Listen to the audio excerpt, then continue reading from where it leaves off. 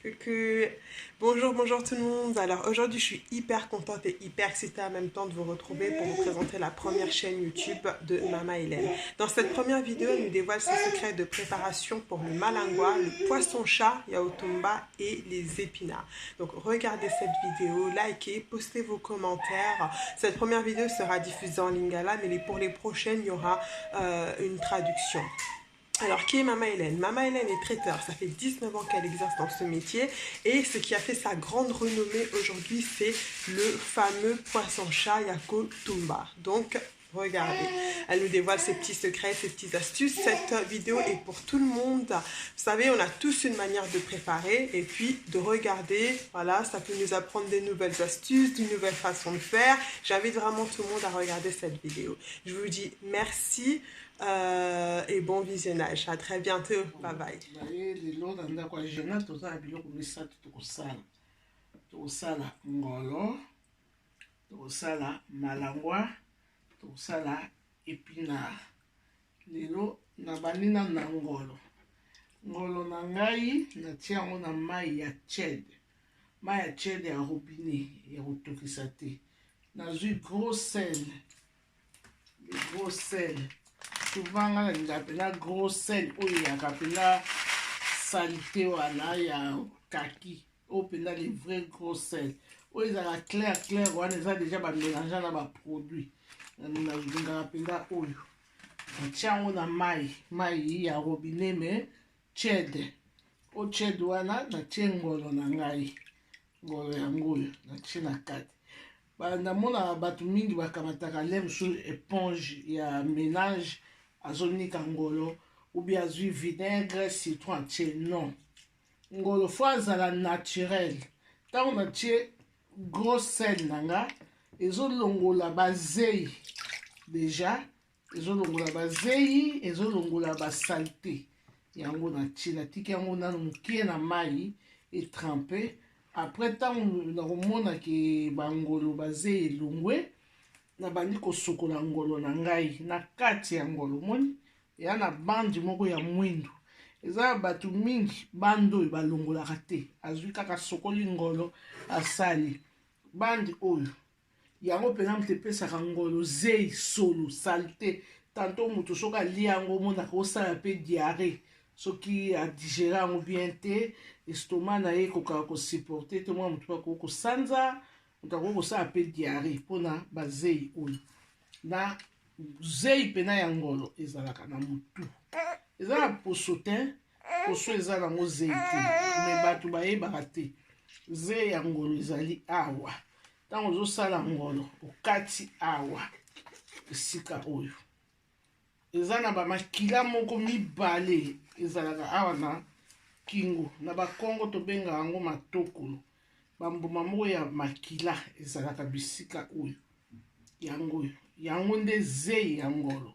Soki olongoli yango te okoki konika ngolo na oyo na linyuka, okoki kotia citron, okotia vinaigre, mais soki olongoli makila oyo te ezalaka ya bambuma. Faut bien kolongola yango tous les deux côtés. Olongoli yango nde mpenza zei ya ngolo yango oyo. Soki biloko elongwe problème eza te na ngolo na yo, mais soki biloko elongwe te moto akolia moto ya ngolo mona mpe amasha yango, ça fait un peu bizarre. Donc bazei ya ngolo mpenza yango oyo na kati awa kolongola matokolo oyo babengaka yango bamâchoire na yango oyo, kolongola yango bien. Ozolongola basalite oyo, ozolongola yango bien awa oyo mpenza eza très délicat. Kolongola boule ya makila oyo yango oyo kaka naliaki ngolo nazoka yango sola zei, bazei mpena ya ngolo yango boule ya makila oyo. Kolongola yango mpenza bien. Olongoli yango osokoli ngolo na yo bien. Vraiment ngolo il faut vraiment kozwa temps ntango ozosala ngolo, kozala presse te ntango ozosala ngolo na yo. Fo kozala kozwela yango mpenza temps oka mpenza temps yango nazosala ngolo na ngai. moi nalongoli bazei nyonso na kati ya ngolo, nalongoli pe bazei oyo pembeni ya matoi nango nalongoli.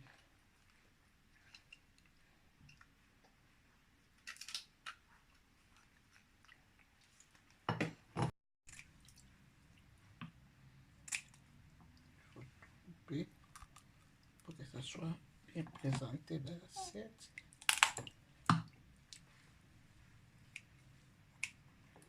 Et à l'ibou, on a de l'engol.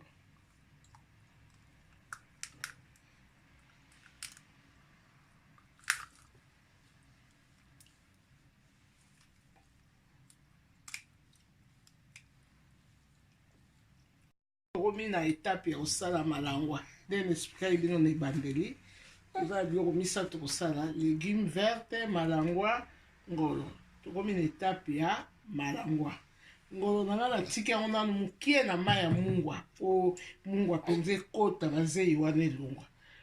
Même procédure nasalaki na ngolo, même procédure tosala na malangwa na biso. Malangwa bato mingi balobaka oh malangwa ezalaka nango salite te. Non. Oh malangwa ezalaka na zei te. Non. Mama, malangwa ezalaka na zei. Mbisi nyonso ezalaka na zei. Malangwa ezalaka na zei. Kati nango moni banda makila oyo fo kosala tout kolongola yango mpena bien na mbeli, otie mbeli na yo na trampaki yango na mai ya mungwa, toujours de gros sel. Nga nasalelaka mingi bamungwa minene, bato mingi banda tozwa baassaisonnement oyo ya bamungwa bamagie banini bobosana kutu bamungwa ya bandako na bino. Donc mungwa na ndako fo ezalaka malango moni butu nango salite place ba mwindo wana ezali, il faut kopalola mpena bien na mbeli.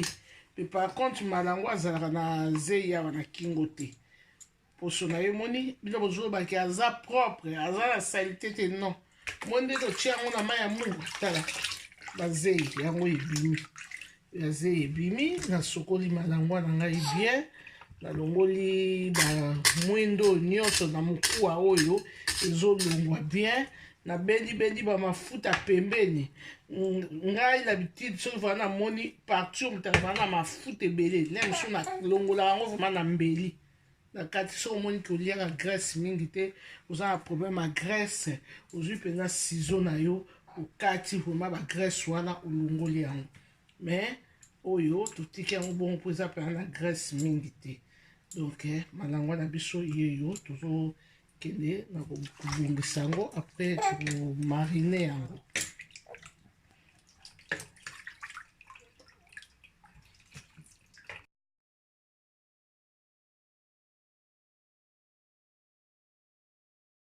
Na biso totie poivre na pilipili, pilipili loiseau na mixa yango na poivre, natie assaisonnement na nga bouillon na ngai, natie tangawizi, natie ail, nazwi tomate ya fruit na mixa yango na mounex natie. Pourquoi natie tomate ya fruit? Bato baloba na malango atiaki te. Natie tomate ya fruit mpo anini? Elembisaka mbisi mpe epesaka mbisi goût mpe etiaka mwa couleur mo boye na mbisi. Bon, natie mpe mwa huile na ngai pareil mpona ekota facilement mpe poso ntango na kotumba yango ezala pete. Donc na bandeli natie tangawizi, natie ail, natie tomate ya fruit na mixe, natie pilipili, natie poivre noir, natie huile. Bon, sikoyo bandi kosaisonner, komariner poisson na biso.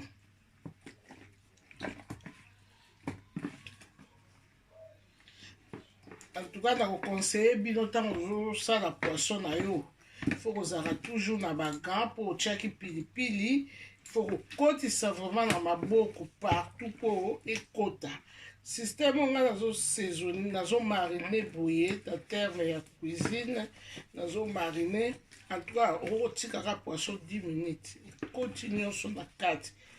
kosala te ke ozo saisonner biloko no ozwi ka lutu otie kaka pu obaluli non faut vraiment ekota ntango okokotisa boye omona mpenza ntina mikuwa okoki kolia ata mokuwa pamba na kwanga ntina mikuwa ozokotisa boye bato mingi bayeba mamba kotumba ngolo te nga mosala oyo Mama Hélène aujourd'hui nazokokisa 19 ans na mosala ya traiteur nasala mosala oyo bato mingi nalambela bana na bango lelo bakomi bana bakomi mikolo donc 19 ans na mosala oyo malgré tobatama na biso misiko Mama Hélène abimi yo Mama Hélène abimi toza parmi les premiers bato na Paris oyo babandaka mosala ya kotumba traiteur na ngolo na makala pe na four toza parmi premier bato wana mibwakelaka bafleur mpo nayebi mosala na ngai yo nga Mama Hélène sonzo omeki nga okangani toza en tout cas parmi premier bato po ngolo nayebi na ngolo bato bayebelaki yango kaka kosala yango liboke me ya kotumba na four toza mingi te batumbaka na bango lelo oyo ngolo mpe okoki mpe kokalinga yango okoki mpe kosala yango liboke oyo mpe manangwa okoki mpe kokalinga yango eza kaka te kotumba so bacuisinier toza lokola basoda okoma esika moko boye mwayo otia makala eza te mwayo opelisa four eza te ozalaka na mafuta na koni otia onaki kalungu okalingi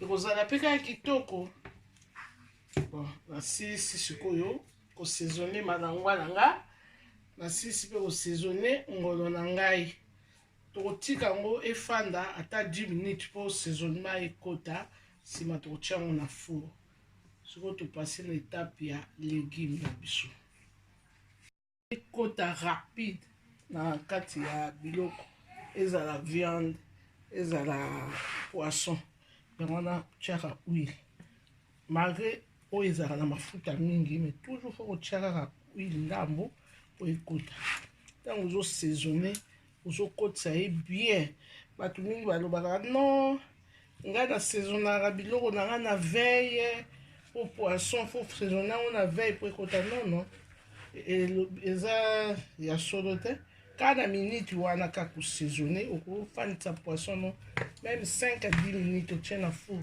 saisonne ekokota selon ndenge ozosaisonne biloko na yo saisonne yango mpenza bien na maboko nalati bagan azokotisa yango mpenza bien ezokota na kati ya misuni oyo soki kutu elali lisusu ekokota lisusu pele mosu ekokoleka mpo nayebi oyo tozosaisonne yango kala mingi te ekofanda ata 5 à 10 minutes apres totia yango na four dabitide nasalaka na makala lokola na mbula ebeti ndambu libanda tozosala yango kaka na four okosala yango mpe na four okosala yango mpe na makala ya kitoko nango mingi mpenza ezalaka na makala ata na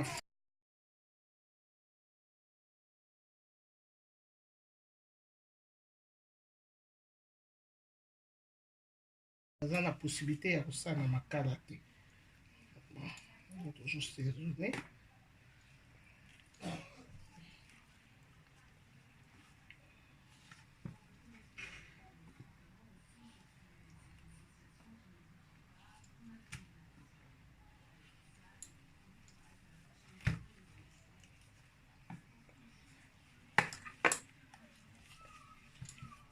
saisonnement oyo mpe tikali okoki kozwa yango mpe okobwaka saisonnement na cuisine babwaka eloko te un vrai cuisinier tout ce qu'on fait dans la cuisine ezala osali carotte baposo ya carotte ebwakamaka te ezala baposo ya matungulu ebwakamaka te même miku ya poisson ebwakamaka te pourkui ebwakamaka te biloko wana nyonso tu okozwa osala yango mpe fume ya poisson okosala yango saisonnement ya poisson, okosala yango mpe soupe ya poisson. Yango na un vrai cuisinier abwaka eloko te. Soki eza mikuwa ya viande, okosala yango mpe soupe ya viande, okosala yango mpe saisonnement ya viande. Donc yango na cuisine nyonso ebwakamaka te.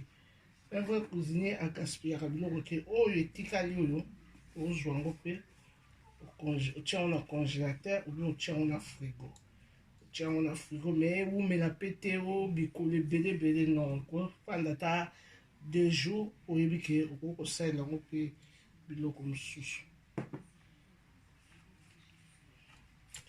Tosisi malango na biso.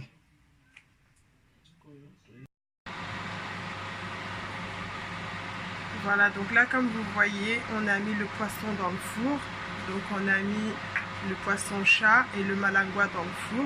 Et comme vous pouvez le voir, on a mis de l'eau sur la plaque. Donc là, on va demander à Maman Hélène pourquoi il faut mettre de l'eau toujours sur la plaque. Ouais. Bon, tu mai na plaque. Pour mai, on attend le bandeau toka et on sait le coup la vapeur. Pour poisson, la biso ezala secte. Eza ya kokauka te. Wana mai wana ntango ezotoka vapeur wana ezomata na poisson ezolembisa même temps poisson. Ntango tokolia poisson na biso ezala mpenza pete on dirait tosali yango na makala. Yango toujours totiaka mai na plaque. Soko bato mosusu bakanisaka mai wana eza mpona milinga ebima te. Non, ezalaka mpe na importance nango, ezalaka na ntina oyo totiaka mai na plaque ya four.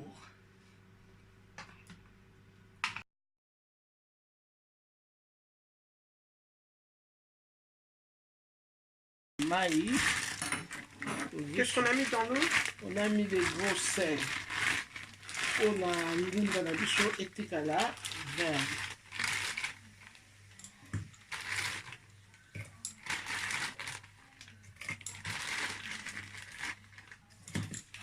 Au fil de la terre, au petit que l'on casse.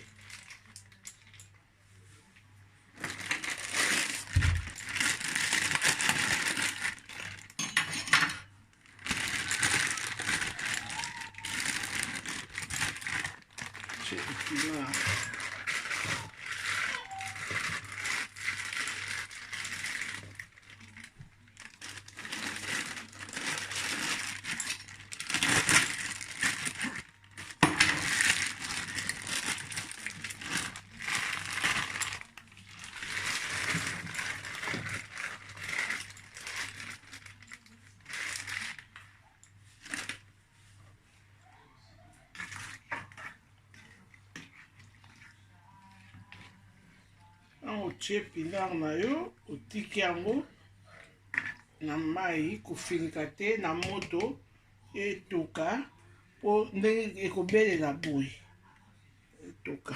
Après loko eza na glace, so glace esi okotika yango ata 10 minutes. Totiaki gros sel, totie ndunda na biso. So ntango otia ndunda omoni ndenge ozosala ezalaki liboso nanu makasi oyo okomona ekomolemba. Le gros sel elembisi ndunda na biso. En attendant tozosala boye totikaki four ya kochauffe.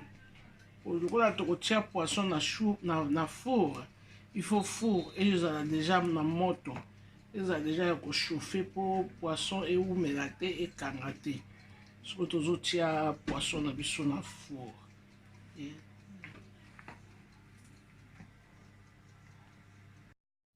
Bon, awa tosisi mai. Tosisi mai, tovide mai na biso ya mungwa. Tolekisi mwa moke mai ya pio po etikala vert. Totie na passoire. Totie yango na passoire, tolekisi mwa mai ya pio po etikala vert mai ya mungwa. Totie yango na nzungu mosusu. So tozwi nzungu oyo kaka tokisilaki wana. Tozwi huile na biso totie. Bon, huile okotia selon goût na yo, okotia huile na yo. Bamosusu balingaka huile ebele na biloko, bamosusu huile moke, mais nga mpenza personnellement nalingaka huile mingi te. l'habitude nasala yango na huile d'olive okosala yango mpe na huile d'olive po huile d'olive nano eza bien mpona santé na biso trop huile eza bien mpenza te na nzoto mais huile d'olive c'est bon soki vraiment nakoconseille ke huile d'olive soki ezali kosala yango na huile d'olive lokola lelo naza na huile d'olive te yango wana nasaleli na huile normale huile yango mpe fo ezala huile tournesol po huile ya colzac huile ya arachide bakalingaka yango te huile mpe ya olive bakalingaka yango mpe te bakalingaka yango te soki okalinga au moins huile oyo soki nasalelaki na huile d'olive ndenge kaka natie na nzungu nazwi bamatungulu na nga nyonso tu natie mbala moko nabandi komarina korevenir yango na lutu po huile d'olive ezalaka déconseillé mpona kokalinga yango awa totie mafuta na biso tozozela mafuta na biso echauffe mpo natia biloko na nga oyo nakataki na kati aubergine na kati poivron vert na kati mafuta na biso ebeli keba totie biloko na biso nyonso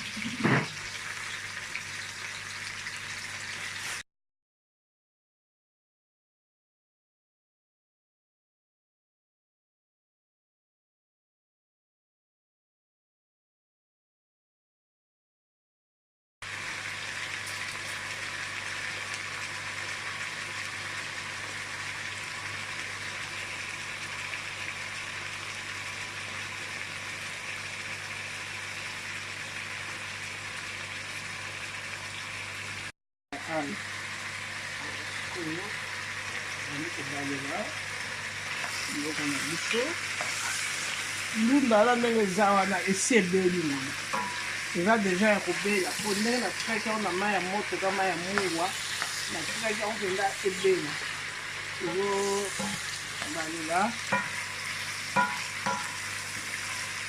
biloko na biso après ntango na mélange na biloko wana nyonso tu comme mpe soki olingi okotia champignon de Paris omélange mpe na mbisi na oyo ya kokauka eza selo goût na oyo me ngai napreferaka ezala nango boye mpo omoni mbisi ya kokauka bato mosusu onga naliaka nzombo te naliaka mongusu te naliaka ngolo te bon surtout soki ozokoinvite bapaya to soki ozosala service ya traiteur fo koevitaka kosalelaka bambisi wana oyo bato mosusu bazalaka na allergique yango natiaka champignon de Paris natie nanga kaka champignon comme mpo kotia na yo mpe eloko te osali yango kaka matungulu mingi otie sango nga natiaka mingi champignon de Paris totiki yango siko tokotika yango ata 5 minutes na moto po ba ingrédient oyo nyonso tu natie elemba po wana kuna esi ebelaki totiki yango tobamela yango po ebela après totiki yango mwa quelques minutes natie mai azwi mai natie mai mingi te po juste ebelisa ba ingrédient oyo mai tiki yango ebela azwi gros sel na ngai vraiment ngai bozomona ke mingi nazosalela kaka mungwa nga nasalelaka mpena na ndenge vraiment ya naturel basaisonnement wana na babiloko na bandunda bato mosusu babosanaka bango bamungwa nini nga vraiment nasalelaka natie gros sel na ngai ndenge mpena bamama balambaka na Kinshasa natie gros sel na ngai nakozwa kaka mwa skibe mokie magie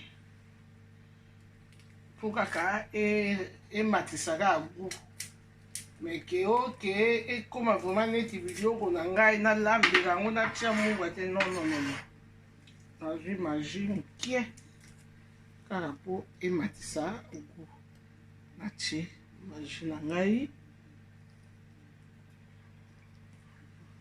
chango lokola ndunda eza 3 paquet natie moko ngai asalelaka mingi mungwa asalelaka mingi mungwa mpe ya mingi te mpo bato bakoma na baproblème ya basante mpo koyeba kodoze mungwa na nsima otie mwa sel de table na yo oyo amoni kangi kobakisa mungwa na ye abakisi kisi ya ndunda mungwa eyokana makasi makasi te po ndunda yango moko ndenge ezalaka wana ezalaka deja nanu na mungwa nango ezalaka na sukali mpe ezalaka na mungwa to soki olekisi deja mungwa na ndenge na oyo ozosala c'est mort tokofinika yango tokotika yango ata 10 minutes toka 10 minutes na kotia tomate te eloko te soki okotia tomate ya fruit selo goût na yo mpo ematisa kaka goût me nga natiaka tomate te kotiki ye ebela tokiti na four na biso tomoni ndenge mbisi na biso ezobela moni mai totiaki ndenge ezotoka tala mbisi ndenge ezobela ondire totiango na makala na mibeli te totiki yango susu efanda susu quelques minutes lisusu.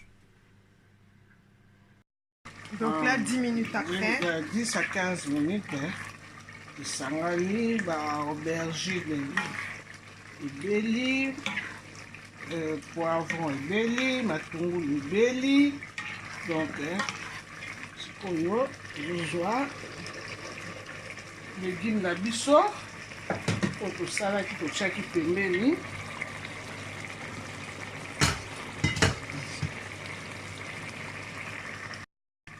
Maman Hélène, pourquoi tu prends avec les mains? Bon, nazozwa na maboko na ngai po maboko na ngai eza propre.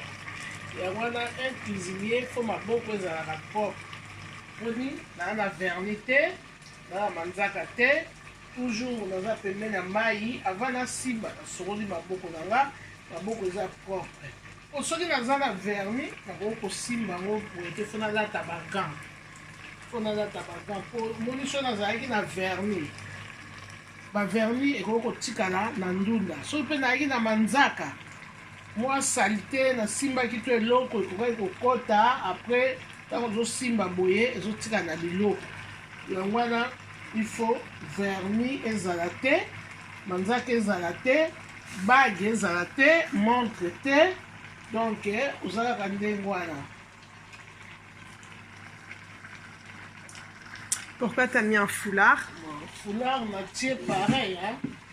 Moli na ndako nde naosala boye natiaka toujours foulard soki nazolamba mpe natie ekoti na biso ya bacuisinier mpo na nini moni naza mwasi ezala mobali suki eza na motu suki ekoki kokima ekoki kokota na biloko meshe mpe ekoki kokima ekoki kokota na biloko yango ya toujours ifo motu na biso ezalaka kokanga na eloko wana eza na cadre ya hygiène ya cuisine siko ndenge na mélanger biloko na ngai natiaki mafuta na ngai natie babiloko na ngai nyonso tu bamatungulu tututu ndunda na ngai natokisaki deja pa ale tozosangisa ndenge eza ndunda eza deja ya kobela biloko nyonso eza ya kobela fo pa ezala mpenza mai ebelebele supu ebelebele bon oyo ezodépendre selon motu soki yo olingi ke mai ezala ebele kaka yo nga na préférate ezala mpenza na mai mingi te omoni ndenge nasali yango mai mpenza eza te nakobakisaka mai mokie oyo etokisa biloko na nga esangana ndunda na l'épice to ndenge eza boye esi ebeli tokotika yango kaka 5 minutes. Oyo pilipili okotia ya vert comme mpo kotia ya rouge. Omoni pilipili na nga nazotia yango mobimba na nzete oyo. Pourquoi natie nzete oyo? Po bato mosusu baliaka pilipili te. So nalongoli nzete oyo pilipili ntango ebando toka ebando bima ekoswa. Ntango natieka na nzete oyo me nasokoli yango bien, nzete oyo ezokoempêche pilipili ebima. Donc pilipili oyo totia yango kaka mpo etia solo ntsunga, solo kitoko me eswa te. Natie pilipili na nga. Monike natie pilipili na nga mpe kota suka mpo biloko elingi ebele. So natiaki yango na ebandeli engaki epanzana elingaki eswa mpo bato mingi baliaka pilipili te. Donc sikoyo natie biloko na ngai nyonso nakofinika yango lisusu te, okotikala kaka boye ezotoka esangana, okotika yango au moins 10 minutes. 10 minutes okitisi yango mpe biloko na biso ebeli. Tiki yango 10 minutes na moto esangana.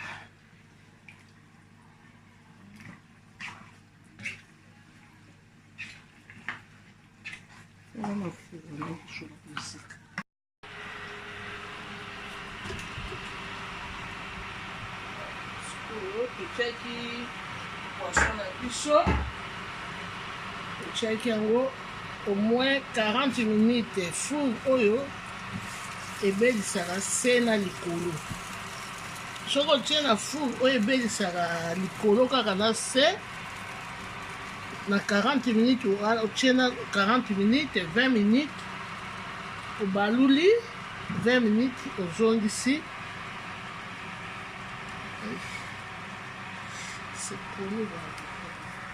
Tokoka tomélange malangwa na ngolo.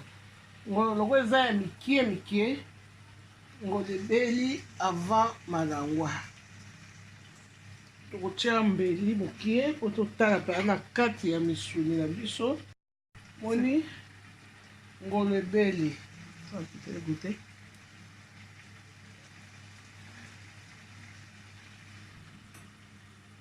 Ngolo na biso ebeli. Tokolongola yango tout suite te. Pourquoi? Po plaque eza moto. So tolongoli yango tout suite ekopanzana. Okotika yango mwa 2 minutes po se détacher viande na plaque.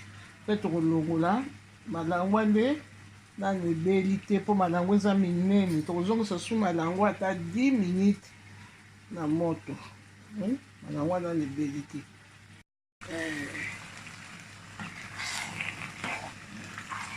Ndala biso mpe koto oyo esi ebeli nango, tozotika yango kaka mokie pilipili oyo epesa mwa gu.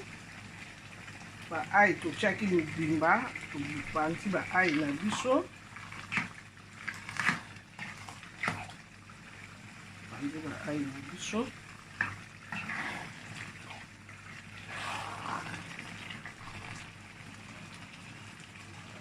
Oyo panzi yango mpo moto alia yango ya mibimba te.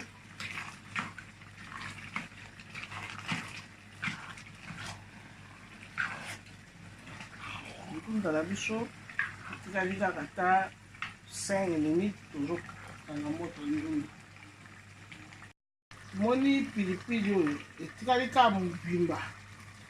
Soki tolongolaki nzete wana engaki bima engaki eswa makasi. Moni bato mosusu baliaka pilipili te. Etikali kaka mobimba, epesi kaka solo. Ndunda na biso ebeli. Moni etikali kaka vert, ondire eza kaka mobeso. So ndenge tokangi moto na biso, tokofinika yango tout suite te. Tolongoli yango na moto, tokofinika yango tout suite te, mopepe bima. Oso kaka ofiniki tout suite, échanger couleur ekomi vert. Tokotika yango kaka boye, mopepe leka, tile ekoma pio, wana kofinika yango. Mais soki par exemple moto mosusu akotuna ombeni tofinika yango te kolala bongo, non. Soki mopepe wana esi ebimi nango, okofinika oyo mpe kotikala, otie mpe na frigo mpe eza nango ya kofinika, otie na batiperoir mpo nganga kolakisa biloko na banzungu ya bibende te. lobi mpe okochauffe na yango ekochange lisusu te ekotikala kaka vert. Mais sikoyo nde ndenge ewuti na moto soki ofiniki yango echange couleur. Ndunda na biso sikoyo ebeli, tozozela poisson na biso ebela. O poisson four ebelisi kaka likolo, ebelisi kaka na likolo na se ebelisi te, totourne totia yango susu na four, tozozela esala ata 15 à 20 minutes, tolongola poisson na biso. Sikoyo tokomi na étape tosala sauce. Sauce ya poisson eza obligé te. Mosusu okokata ndo kaka matungulu, décorer poisson na yo. Sauce wana eza juste pour la décoration. Mais lelo yo sauce na wana kosala yango lokwa tokolia na ndunda na kwanga, lelo nasala yango décoration ya matungulu na okata yango en cube mike mike. Nakozala na besoin ya pilipili, nakonika pilipili na biso. O poisson ebongaka epike moke, surtout ngolo malangwa esala yango goût. Nakozala besoin ma pilipili, matungulu na cube na ngai. Yango nakosala lelo na sauce. Soki omoni osala na sauce te, nakataka matungulu na ngai, natia yango mwa citron, na saisonne yango, natia yango na micro-ondes ata 2 à 3 minutes, na décorer poisson na ngai. Mais lelo tokodécorer yango na sauce ya kokalinga. To ndenge na lobi. Sikoyo tozosala sauce na biso nde na explikaki ya bapoisson. Ndenge nalobaki na début, nga na préférera kosalela mingi huile d'olive. Natie huile d'olive na ngai, omoni moto eza ya kopela. Mais natie kikalungu te na moto. Po huile d'olive bakalingaka yango te. Nazwi huile d'olive na nga natie na poêle kikalungu. Natie mbala moko nini matungulu na ngai na poêle. Natie mbala moko natie. Oyo tozokalinga te, ezosala lokwa tozotokisa yango. Natie. En tout cas likambo wana vraiment faut kokanga yango bien, bakalingaka mafuta te ya huile d'olive. Natie matungulu na ngai. Nabosanaki soki feuille laurier mpe ezali. Tia feuille laurier na biso. Nakotia ail te. Mpona nini nakotia ail te? Otango nasaisonnaki poisson na nga, natiaki poisson na nga ail. Soki natie su ail awa ekomi ebele, ekosala mingi. Ya wana poisson ntango ozolia yango, ifo mpenza goût ya poisson. Soki olekisi ba ingrédient mingi, goût ya poisson ekoyoka na lisusu te, ekoyoka na kaka goût ya baingrédient. Yango wana nabi nakotia ail te awa. Nazobalola nanu matungulu na ngai. Bon, natie pilipili na ngai. Pilipili oyo comme to okoki komixa yango. Lokola ezalaki deja na congélateur, ntango ezotoka ekopanzana nango. Natie pilipili na ngai. Nazwi mwa tomate. Tomate nakoutilize kaka lokola ya fui eza te. Soki ya fui ezalaki na ngai namikisa yango. Lokola ya fui eza te, nakozwaka jus nango mokie kaka mingi te. Nazwi jus nango kaka.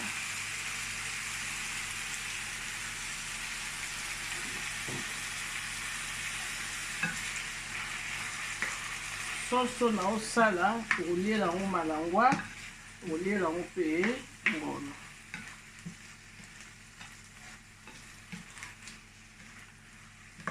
Tia feuille laurier.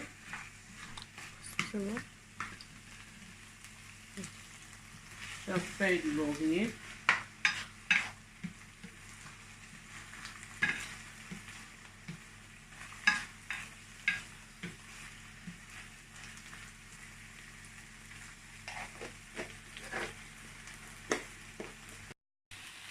Donc Donc là, Maman Hélène, elle va rajouter du jus de citron. Oui. Et ça donne du goût parce que c'est les poissons. Pas beaucoup, hein. Un demi-citron. Il faut faire attention que les pépins là, ça reste pas ici.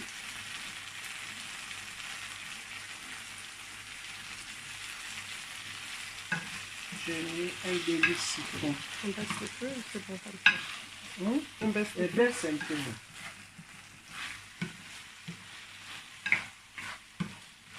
J'ai mis seulement un demi-citron. Je peux ajouter.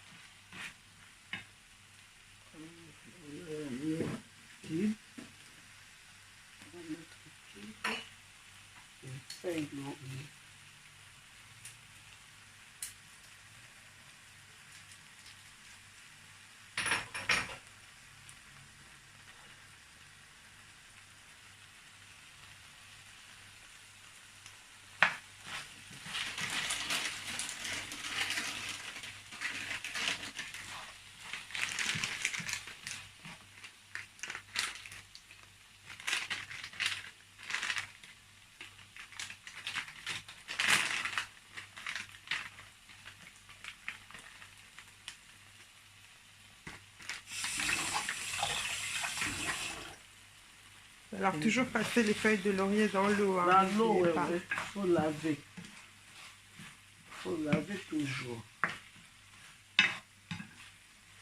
On ne sait jamais.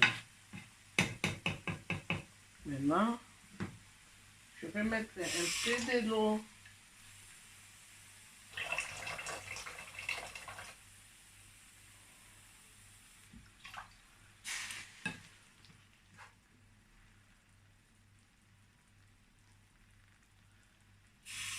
On va laisser ça au moins 10 minutes. Hein.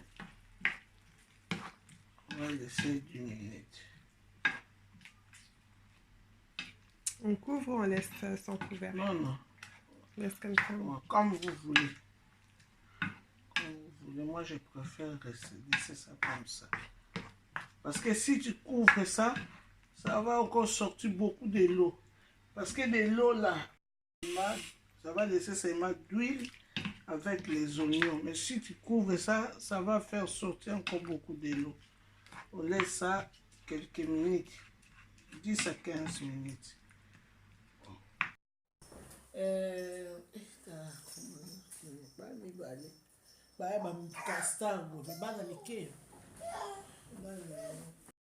Sikoyo tosilisi kosala molo na biso, malamwa na biso, oyo légume verte na biso tosalaki, okoki kolia yango mpe na kwanga, okolia yango mpe na semoule, okolia yango mpe na fufu, mais biso topréféré kolia yango na kwanga.